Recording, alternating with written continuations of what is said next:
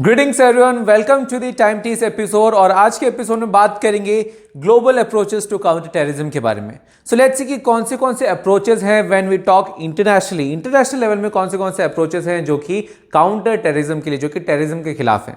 So the first basic office that is formed to counter terrorism is known as the United Nations Office of Counterterrorism, UNOCT.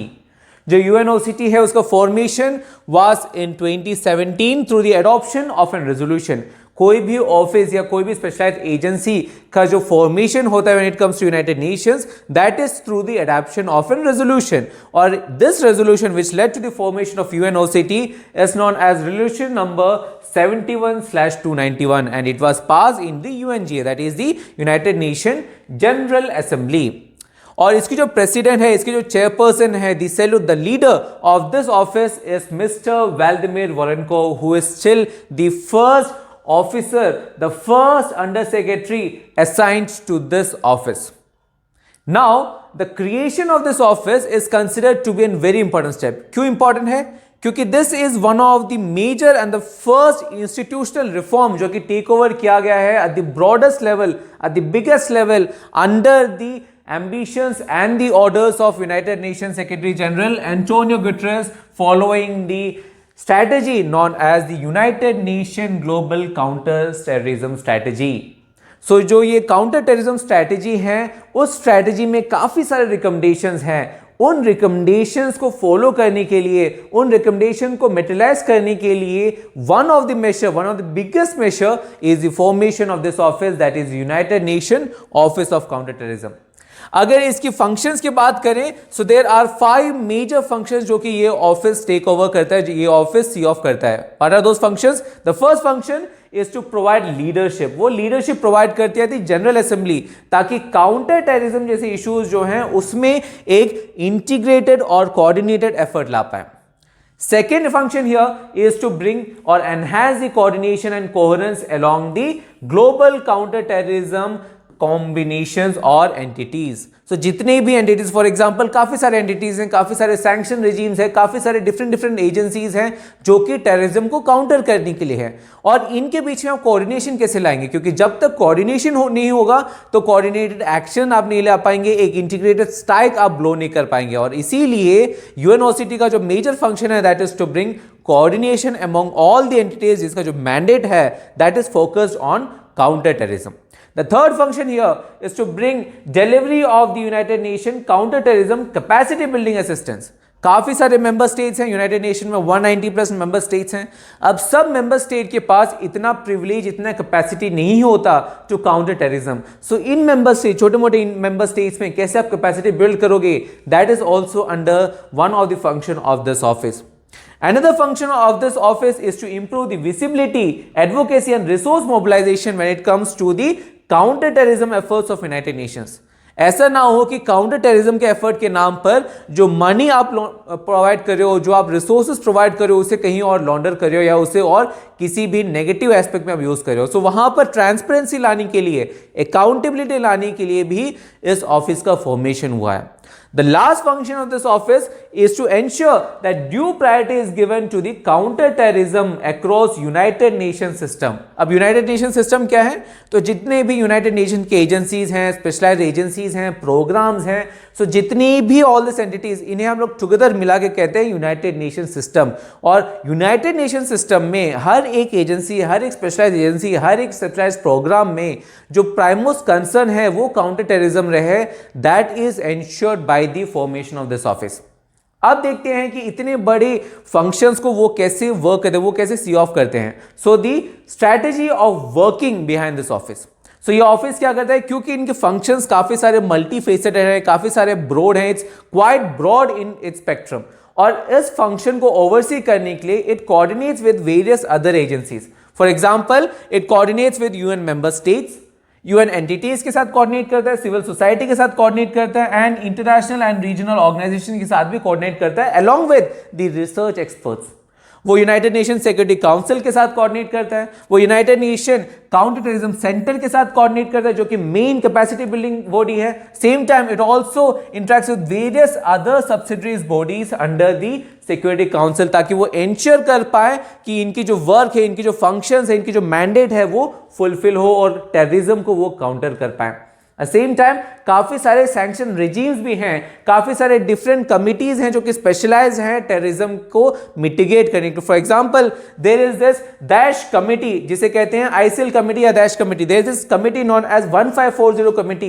These are specialized committees for countering terrorism, for countering and specific arena of terrorism. और इन जैसे agencies, इन जैसे committees के साथ भी वो interact करते हैं ताकि एक टुगेदर इंटीग्रेटेड ब्लो मिल पाए to terrorism. Now the next instrument which is out there is known as sanction regimes. So काफी सारे sanction regimes भी हैं, but first what do you understand by sanction regime? जब regime की बात करते हैं, so regime literally means the collection of any entities, collection of any set of measures को आप कहते हैं regimes। और यहां पर sanction regimes मतलब when there is a collection of sanction measures जो कि either किसी एक थीमेटिक एरिया में फोकस हो या जियोग्राफिकल एरिया में फोकस हो, that is known as sanction regime. Thematic area मतलब सब्जेक्ट के ऊपर। फॉर एग्जांपल हो सकता है कि सैंक्शंस आप मनी लॉन्ड्रिंग के ऊपर हो सकता है कि सैंक्शंस आप काउंटरफिटिंग करेंसी के ऊपर हो। सो यहां पर सैंक्शन जो है वो टेररिज्म के ऊपर है। और जियोग्राफी मतलब हो सकता है कि आप यूरोप में फोकस हो सकता है कि आप साउथ एशिया में फोकस हो। सो आइदर आप ज्योग्राफी में फोकस कर सकते हैं या सब्जेक्ट में, बट यहां पर जो हम लोग डिस्कस करेंगे that would be thematic, that would be on the aspect of countering terrorism. As of now united nation के बारे में बात करें या यूएनएससी की पर्टिकुलर बात करें, so there are 14 ongoing sanction regimes जो कि एज ऑफ नाउ वर्क कर रहा है at supporting the political settlements of conflicts, nuclear non proliferation and countering terrorism. As of now जो एम्बिट है आज का वीडियो का that is on countering terrorism. और यहां पर जितने भी सैंक्शन रेजिम्स हैं, जितने 14 ऑनगोइंग सैंक्शन रेजिम्स हैं, उसे हेड करते हैं by a non-permanent member. Please remember यहाँ पर permanent members head नहीं करते। You know that United Nations Security Council में 15 members हैं और 15 members में से 10 members जो हैं वो non-permanent है और 5 members जो हैं वो permanent है, जिसे आप कहते हैं P5 countries। और यहाँ पर जो sanction regimes हैं उसे रूल करते हैं, उसे हेड करते हैं these 10 non-permanent members side by side या rotation by rotation। And 2005 में जो वर्ल्ड समिट हुआ था डिक्लेरेशन, उसके बेसिस पर ही इन सैंक्शन रेजिम्स का फॉर्मेशन हुआ है। And one of the major sanction regime which is out there is known as the ISIL या दैश एंड अल कायदा सैंक्शन कमिटी। सो यहां पर जो आईसिल है, आईसिल को ही आप दैश के नाम से भी जानते हैं। सो दे आर मोर और लेस द सेम थिंग। और ये जो कमिटीज हैं, these are one of the most important committees out there. Same time पे there is another instrument which is out there जो कि टेररिज्म को काउंटर करने के लिए है, that is known as the United Nation 1267 committee. So ये committee क्या है? सो ये जो 1267 है that is the number of the resolution. जैसे हमने इनिशियली डिस्कस किया, जब भी कोई अगर कमिटी बनाना है so this would be mandated through an resolution जो कि यूनाइटेड नेशन जनरल असेंबली में पास होते हैं। And this 1267 is the name of an list also. So ये जो कमिटी क्या करता है, ये कमिटी एक लिस्ट निकालता है नॉन एज द 1267 लिस्ट, जिसमें कि लिस्ट ऑफ टेररिस्ट होते हैं, लिस्ट ऑफ टेररिस्ट ग्रुप्स होते हैं जिसके खिलाफ आप सैंक्शंस टारगेट कर रहे हैं। इस कमेटी का जो गठन था that happened in the year 1999 और इसका जो फॉर्मेशन है इट गॉट स्ट्रेंथेंड, इसका जो मैंडेट है it got strengthened after the 9/11 attack that happened in 2001। इसके बाद इसको जो मैंडेट है, इसकी जो टीथ है, इसकी जो फोर्स है that increase after that attack.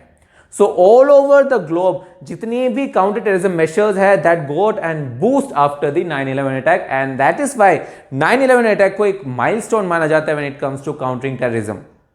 The second point out there is that it comprises of all permanent and non-permanent members of the United Nations Security Council. So there are 15 members, 10 are non-permanent and 5 are permanent. So in 15 members का जो composition है that is there in this committee also. और ये जो committee क्या करता है, ये committee एक list provide करता है या list बनाता है जिसमें टेररिस्ट या टेररिस्ट ग्रुप्स या एंटिटीज का नाम डाला जाता है और जिन जिन ग्रुप्स या टेररिस्ट का नाम इसमें डाला जाता है उनके खिलाफ सैंक्शंस होते हैं जो कि मैंडेटेड हैं। अब बात आ जाता है कि कैसे आप इस लिस्ट में किसी टेररिस्ट या एंटिटी का नाम एंटर करोगे। क्योंकि वहीं पर कंटेंशन है। क्योंकि हो सकता है कि एक कंट्री के लिए जो पर्सन टेररिस्ट है वो दूसरे कंट्री के लिए फ्रीडम फाइटर हो, तो कैसे आप डिफाइन करोगे, कैसे आप इसके अंदर किसी एक पर्सनैलिटी या किसी एक ग्रुप को एंटर करोगे। So the procedure is very important. अगर प्रोसीजर के बारे में बात करें, so any member state, that means permanent हो या non permanent doesn't matter, any member state can submit any proposal, ताकि वो पर्टिकुलर लिस्ट या पर्टिकुलर जो टेरिटरी है, पर्टिकुलर जो टेररिस्ट हैं, पर्टिकुलर जो एंटिटी है, उनका नाम इस लिस्ट में एंटर कर पाए। और ये जो प्रपोजल है इसमें काफी इंटेंसिव डिस्कशंस चलते हैं। और यहां पर क्या होता है कि यहां पर जितने भी मेंबर स्टेट्स हैं they discuss in various depths. और ये जो डेप्थ्स हैं, अगर किसी कंट्री को उसमें और जरा डिटेल्स चाहिए, मान लीजिए कि इंडिया ने बोला कि इस पर्टिकुलर टेररिस्ट का नाम हमें 1 to 67 लिस्ट में ऐड करना है, बट चाइना को पता नहीं कि ये टेररिस्ट कैसे जुड़ा हुआ है या क्या क्या है इसके एविडेंसेस। हो सकता है कि जो एविडेंसेस इंडिया ने प्रोवाइड किए हो वो सब्सटैंशियल नहीं हो उनके परसेप्शन से। तो चाइना क्या कर सकता है, चाइना एक ऑब्जेक्शन डाल सकता है known as a technical hold. So technical hold जब डालता है कोई कंट्री, दैट मींस कि वो कंट्री पूछ रहा है कि भाई यार हमें टाइम दे दो, give us some time so that we can assess all the evidences, so that we can ensure that the terrorist or the group that you are entering its name in this list is actually a terrorist or actually involved in the terrorist activities. So इसे कहते हैं technical hold. और अगर कोई भी country के खिलाफ या कोई भी प्रपोजल के खिलाफ कोई भी कंट्री ऑब्जेक्शन नहीं देता है, then by consensus that proposal is accepted. अगर कोई कंट्री टेक्निकल होल्ड डालता है, फॉर एग्जांपल इंडिया के जितने भी प्रपोजल्स हैं रिसेंटली उसमें चाइना टेक्निकल होल्ड डालते आया है, that is why this point is important. और जब भी टेक्निकल होल्ड डालते हैं तो पर्टिकुलर पीरियड के लिए उस कंट्री को टाइम दिया जाता है कि ओके आप जाइए, आप एविडेंसेस को स्टडी करें, और आपको मौका दिया जाता है कि और एविडेंसेस चाहें तो आप इकट्ठा कर सकते हैं, आप मंगा सकते हैं। And that period varies. और अगर उस पीरियड के बाद भी किसी कंट्री को और टाइम चाहिए, so it can also be postponed. But even after that अगर कोई कंट्री स्टिल ऑब्जेक्शन प्रोवाइड करता है, स्टिल ऑब्जेक्शन पुट करता है, then that proposal is deemed to have dissolve, और वो जो प्रपोजल है वो नल एंड वॉइड हो जाता है। That is happening as of now when it comes to India trying to put any terrorist name in that list. और इसीलिए ही इंडिया और चाइना के बीच में एक फ्रिक्शन है, क्योंकि जो टेररिज्म है वो वैरी करता है। इंडिया के लिए जो पर्सन टेररिस्ट है हो सकता है कि वो पाकिस्तान के लिए एक फ्रीडम फाइटर हो। सो इसीलिए there is an difference of perception, और इस डिफरेंस ऑफ परसेप्शन की वजह से ही 1 to 67 लिस्ट और 1 to 67 committee is under debate. Let's see the next out there. So the next committee or the next instrument out there is known as the Counter Terrorism Committee, abbreviated as CTC. So जो Counter Terrorism Committee है, it was mandated to monitor the implementation by the member state when it comes to preventing terrorist activities. जितने भी terrorist activities हैं उसे prevent करने के लिए, उसे mitigate करने के लिए जितने भी measures आप mandate कर रहे हैं by the previous instruments, वैसे measures आप follow कर रहे हैं कि नहीं, उसे देखने के लिए this committee is there. और इस committee का जो गठन है, इस committee का formation was in line with the resolution number 1373 and 1624 passed in the year 2001 and 2005 respectively. CTC का जो डिसीजंस हैं, again just like 1 to 67 committees decision, CTC का जो डिसीजन है वो भी कंसेंसस से रीच किया जाता है। तो अगर किसी मेंबर के पास कोई ऑब्जेक्शन है, सो दैट प्रपोजल और दैट पुट और that proposal and draft is put as null and void. And as of now the important point here is कि as of now India is holding the chairmanship of this committee. और इसीलिए ये committee जो है ये हमारे पास एक teeth है, हमारे पास एक वेपन है, ताकि हम इस वेपन को यूज करके टेररिज्म के खिलाफ एक डेथ ब्लो हम लोग ड्रॉ कर पाए। With that now let's move to next aspect, that is on the United nation global counter terrorism strategy. तो जैसे हम लोग ने इनिशियली देखा जितनी भी फॉर्मेशंस हुए हैं, that was in line with the strategy of United nation global counter terrorism strategy. तो यहां पर यह भी देखना इंपॉर्टेंट है कि ये स्ट्रैटेजी है क्या, ऐसा क्या नया चीज है इस स्ट्रैटेजी में। So let's see the basics. So ये जो स्ट्रैटेजी है it is an unique document. क्यों यूनिक है? क्योंकि it is having an global instrument to enhance the national, regional and international efforts to counter terrorism. इसका जो adoption था it happened 15 years ago in the year 2006, और जितने भी member states हैं at that time they agreed to this strategy. That is why this strategy is very important, क्योंकि यहां पर हर एक मेंबर स्टेट ने एग्री किया कि ये स्ट्रैटेजी इज राइट, और उन्होंने एग्री किया कि वो अबाइड करेंगे this strategy. That is why this strategy is very unique and very important. और ये जो स्ट्रैटेजी है it sends an clear message to the terrorism that terrorism is unacceptable in all its forms and manifestation. ऐसा नहीं है कि state based terrorism जो है या स्टेट स्पॉन्सर टेररिज्म एक्सेप्टेबल है। टेररिज्म किसी भी फॉर्म में हो इट इज नॉट एक्सेप्टेबल, किसी भी मैनिफेस्टेशन में हो it is not acceptable. That is clearly mention in the GCTCs। At the same time, it also resolves ताकि वो कुछ प्रैक्टिकल मेजर्स ले पाए। कैसे प्रैक्टिकल मेजर्स? ऐसे प्रैक्टिकल मेजर्स तो कि वो इंडिविजुअली या कलेक्टिवली आप टेररिज्म को काउंटर कर पाए, टेररिज्म के खिलाफ एक डेथ ब्लो बोल कर पाए। Another important point when it comes to this strategy is that ये जो strategy है it shouldn't be a static document। क्या फायदा एक स्टैटिक डॉक्यूमेंट हो गया? हो सकता है कि 2006 में जब ये डॉक्यूमेंट बना था उस टाइम पे जितने भी टेररिज्म के तरीके थे, टेररिज्म ब्लो करने के तरीके थे, वो कुछ और थे। But over the years the way the terrorist acts have also evolve. हो सकता है कि एज ऑफ नाउ जो टेररिस्ट हैं वो ड्रोन्स को यूज करते हैं, but previously in 2006 it was not the case. So जो टेररिज्म जिस वे में वो अचीव करते हैं that has also evolved over the years. और इसके साथ कंपीट करने के लिए इस डॉक्यूमेंट को स्टैटिक होने से कोई फायदा नहीं है, it should be an living document. और इसीलिए ही इस डॉक्यूमेंट को हम लोग रेगुलरली रिवाइज करते हैं पीरियोडिकली आफ्टर 2 years। 2 years के बीच में हम इसे रिवाइज कर दें ताकि ये जो डॉक्यूमेंट है ये एक लिविंग डॉक्यूमेंट के तौर पे हमें प्रोवाइड कर पाए और इसमें सब चेंजेस जो हैं वो हम लोग इनकलकेट कर पाए। और ये जो डॉक्यूमेंट है, ये जो स्ट्रेटजी डॉक्यूमेंट है, it is having 4 basic pillars. The first pillar out there is to address the conditions जो कि कंड्यूसिव हैं for the spread of conditions और स्प्रेड ऑफ टेररिज्म। तो ऐसे कंडीशंस जो कि टेररिज्म को स्प्रेड करवा रहे हैं वैसे कंडीशंस को पहले हम काटें।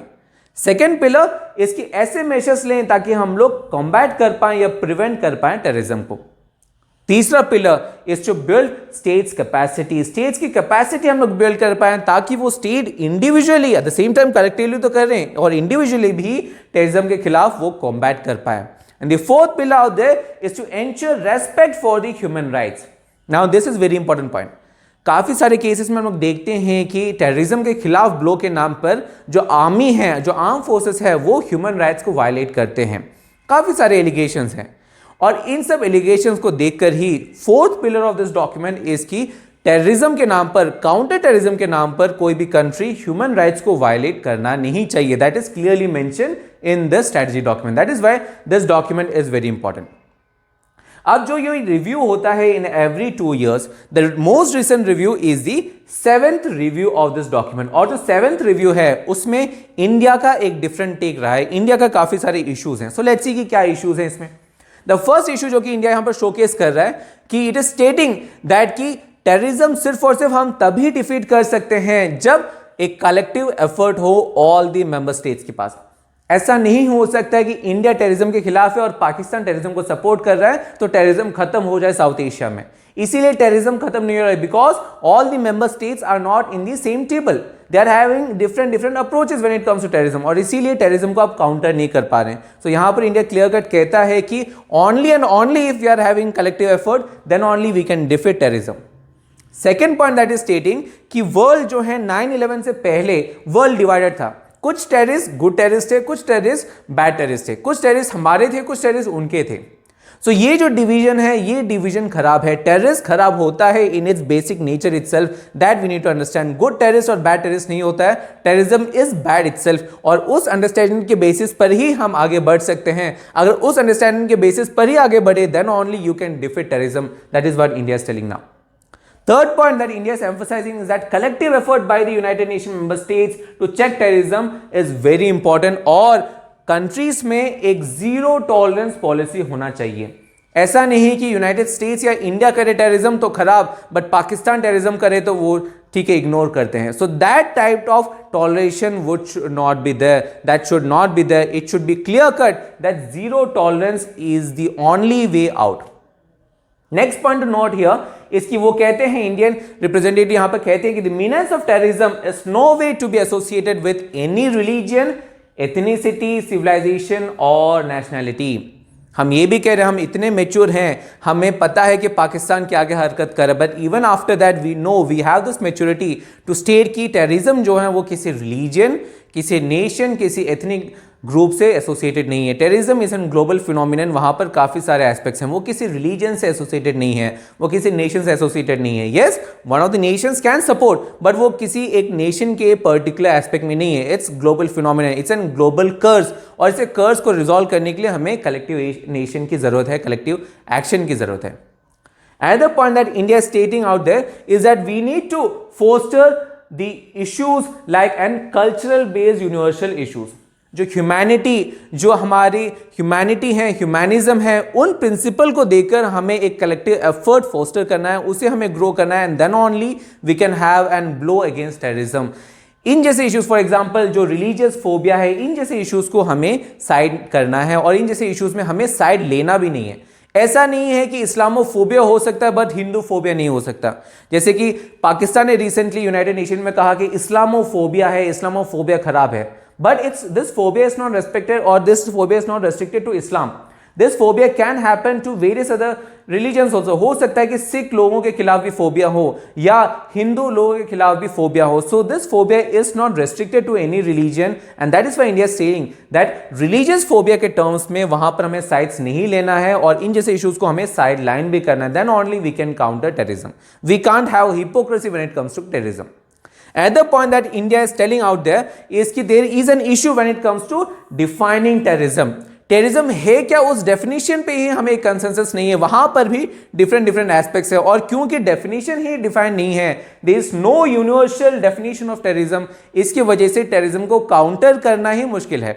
जब तक आपको पता ही नहीं है कि किस एक्टिविटी को आप टेररिज्म घोषित करोगे, then until and unless you are not providing that, until and unless you are not defining that, how come you defeat that phenomenon? That is the issue which is coming here. Another point that India is pointing out there is that जो ये strategy है, this strategy has failed to resolve the stalemate preventing the adoption of comprehensive convention of international terrorism. ये क्या है convention?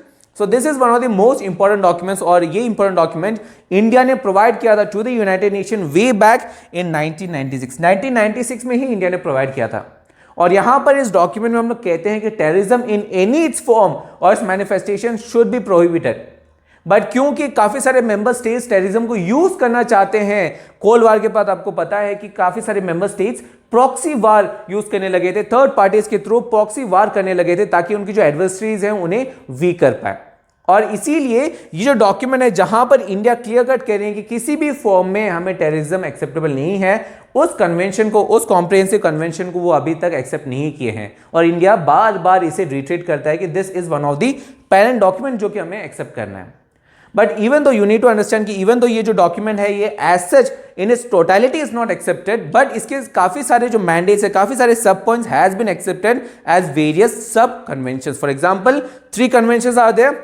There is the International Convention on Suppression of Terrorist Bombing, there is the International Convention for Suppression of Financing Terrorism, and there is the Suppression of Acts of Nuclear Terrorism. So ये जो specific conventions हैं, these are made by the points or the sub points which are mentioned in this comprehensive convention. So comprehensive convention में consensus मिलना मुश्किल है, so इसीलिए काफी सारे states ने agree कर सब conventions बनाए हैं।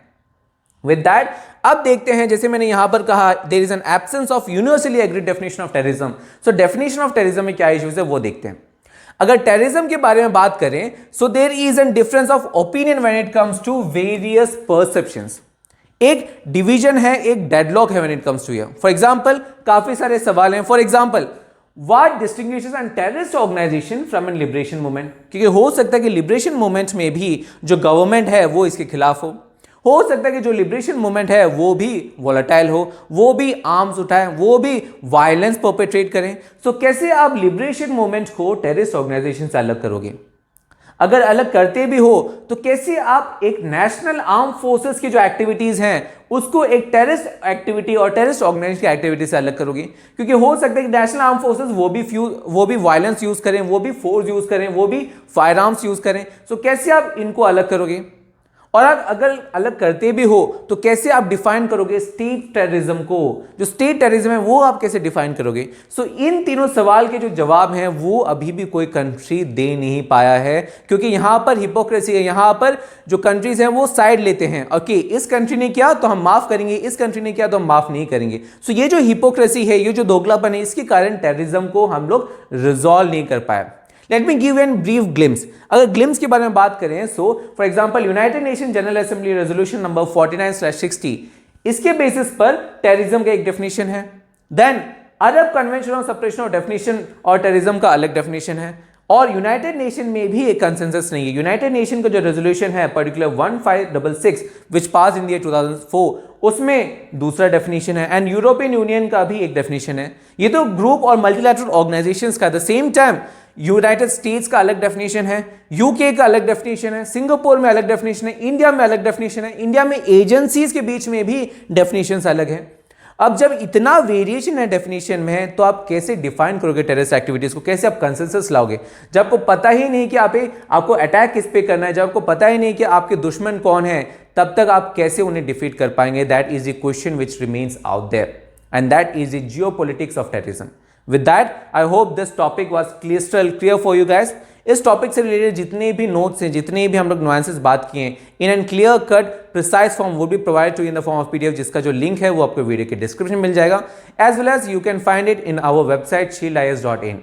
So that see you for more content. Stay tuned for more content. At the same time, we'll be working hard, but stay tuned and look through the article so that you have a very good understanding of this nuances, of this clarities. With that, thank you.